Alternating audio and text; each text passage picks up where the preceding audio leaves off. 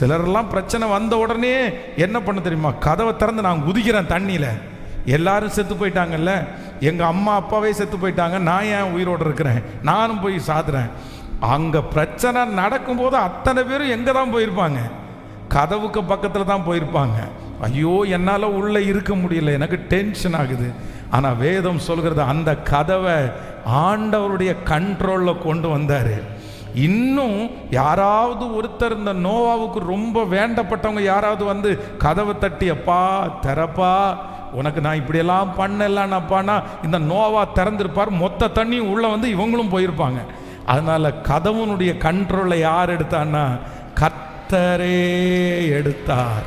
ஹல்லேலூயா. அந்த ஏற்ற நேரம் வரும்போது அந்த கதவை கர்த்தரே திறந்து அவர்களை அனுப்பினார். பிரதர் சிஸ்டர், என் அன்பு தாய் தகப்பனே, ஆண்டவர்